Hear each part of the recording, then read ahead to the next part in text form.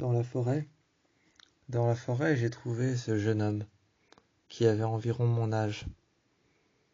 Il était de type caucasien. Les yeux fermés. Il avait pratiquement les mêmes cheveux que moi.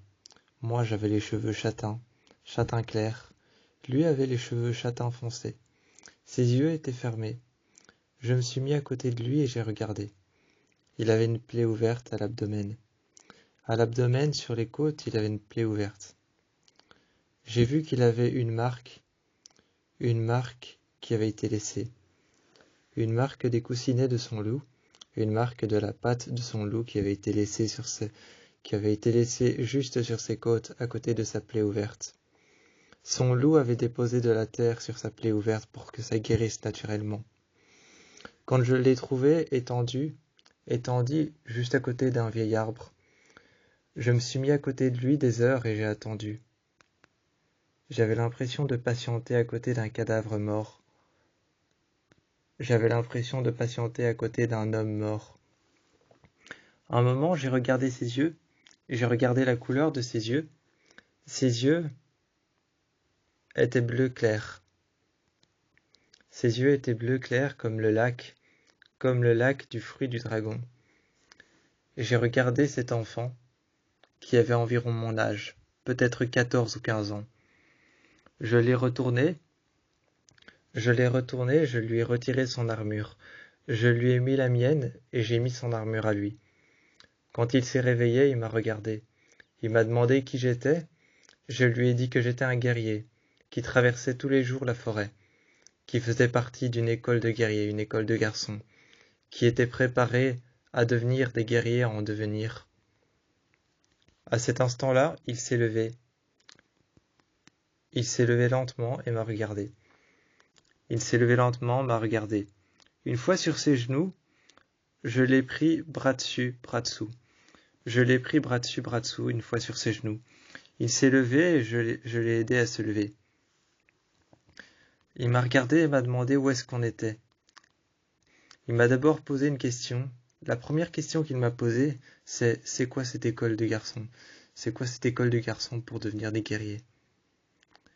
Je me suis assis avec lui et je lui ai dit, tu ne te souviens vraiment de rien. Assis en face de moi, il m'a regardé et a dit, me souvenir de quoi? Il avait arraché une branche par terre, c'était une racine. Il avait arraché une racine par terre et était en train de la casser en deux. Il avait brisé la racine et il avait pris l'une de mes dagues, l'une de mes couteaux. Il avait pris l'un de mes couteaux, l'une de mes dagues, et avait enfoncé la dague, la lame de la dague, juste à l'intérieur de la racine. Il avait ouvert la racine en deux. J'ai vu qu'il avait mis sa bouche au bord de la racine et a commencé à boire. Il a commencé à boire à la racine, et il y a un jus blanc qui a coulé. Un jus blanc qui a coulé. Je ne connaissais pas ses vertus naturelles. Je me suis assis à côté de lui, et je lui ai dit, tu me fais goûter? Il s'est mis près de moi. À arracher une racine, une plus grosse racine, et m'a dit, c'est les plus grosses racines qui sont les plus juteuses. J'ai arraché la grosse racine que j'avais vue en face de moi. Je l'ai ouvert dans la longueur, comme il m'avait dit de le faire, et s'était mis derrière moi.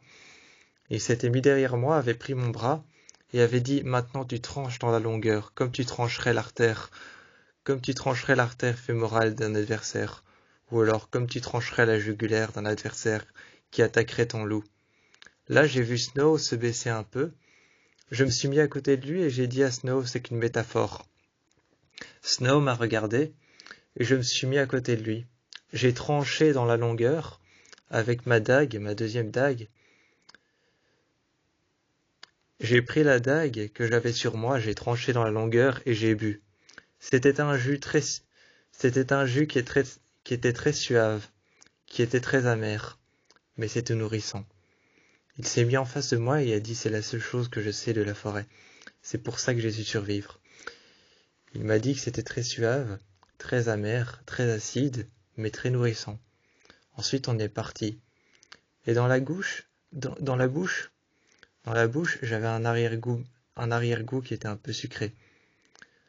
On s'est assis au bord d'un arbre. Là, il a fait brûler des racines.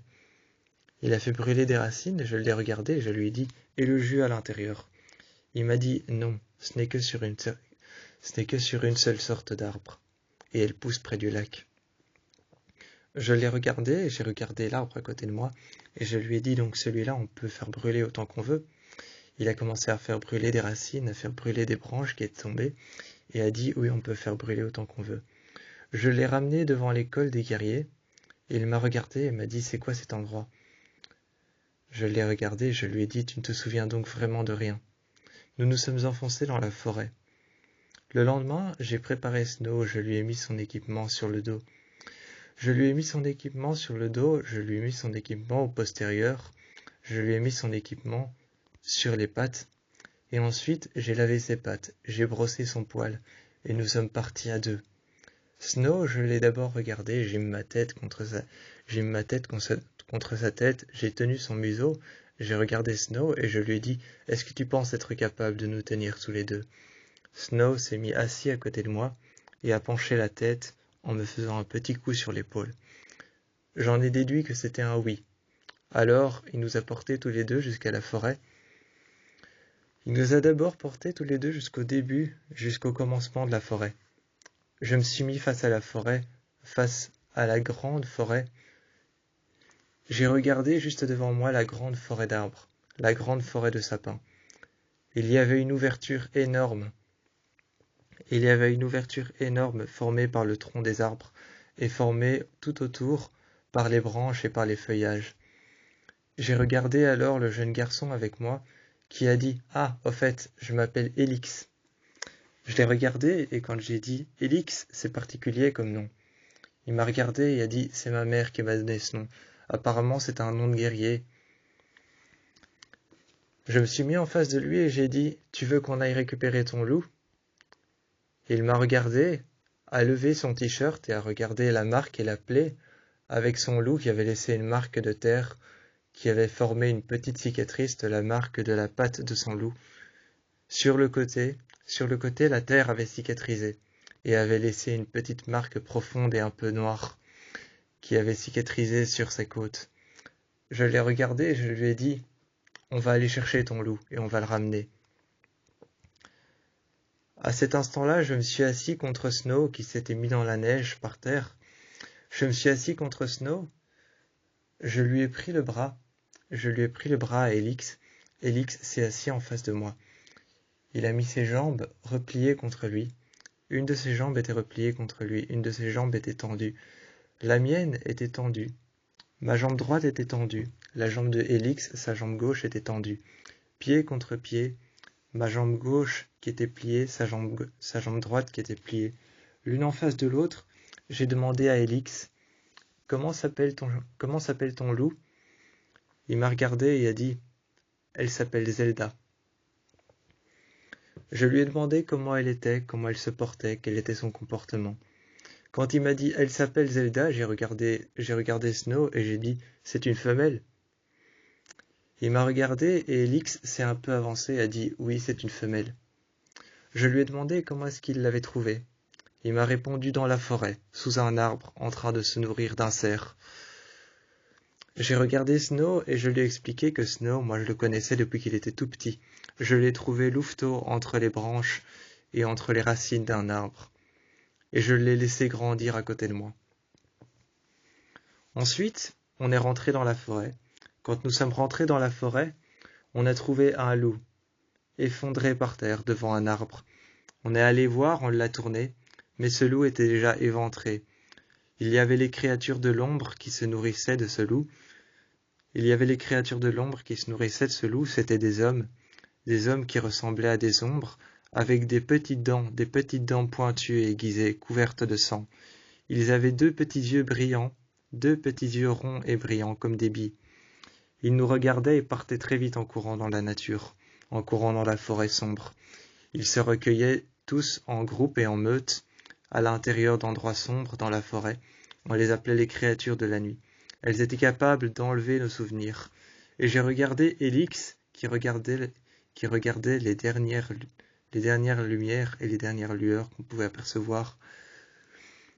J'ai regardé Élix derrière moi qui regardait les dernières lueurs, les dernières lumières de l'académie. Il regardait les derniers feux de protection qu'on faisait tous les soirs. Tous les soirs au bord des douves et au bord des meurtrières.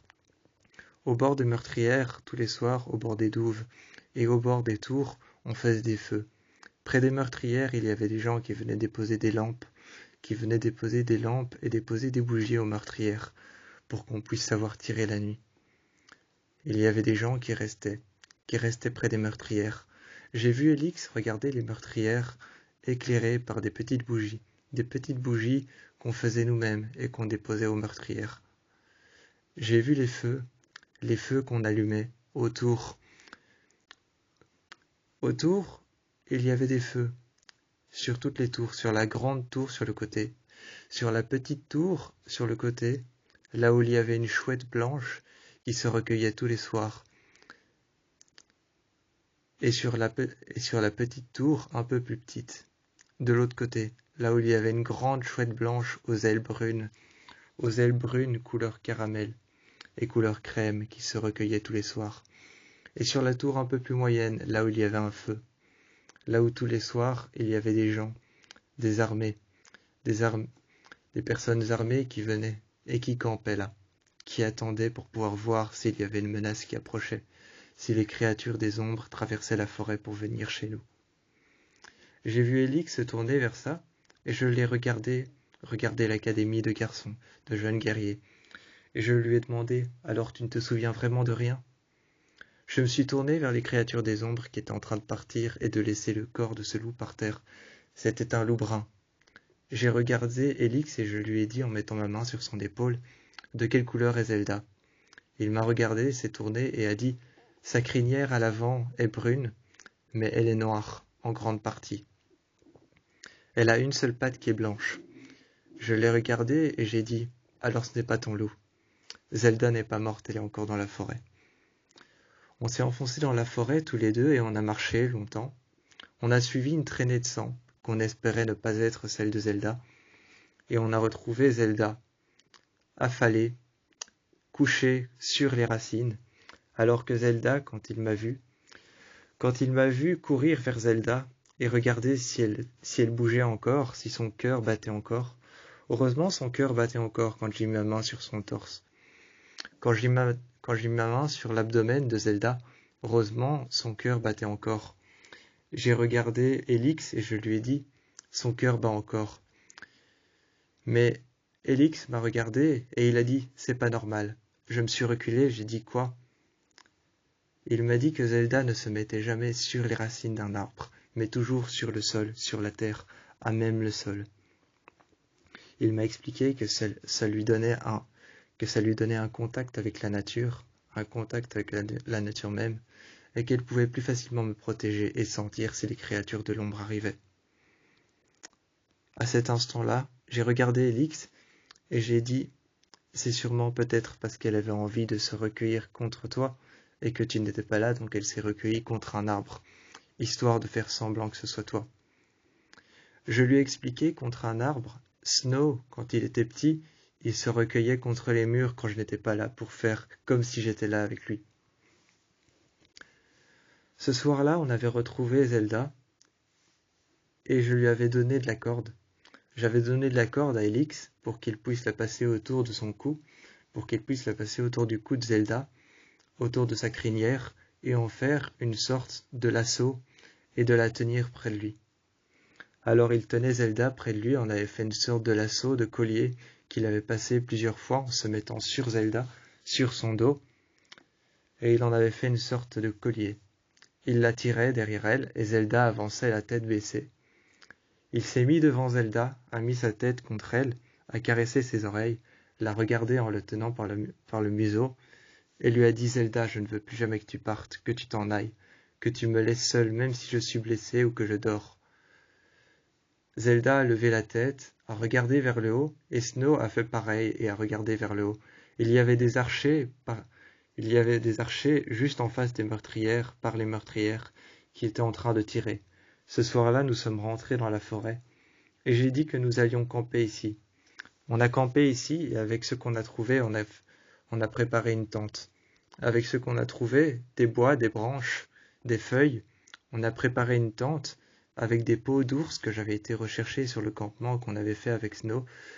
On avait fait un tipi. On avait fait une cabane avec des peaux d'ours, avec des branches qu'on avait taillées. On avait enlevé les petites branches. Les petites branches qui poussaient sur les grandes branches, on les avait taillées. Les branches, on les avait accrochées une à côté, les unes à côté des autres, en 3 parties. Et tout le long, on avait fait un toit. Et sur le toit, on avait posé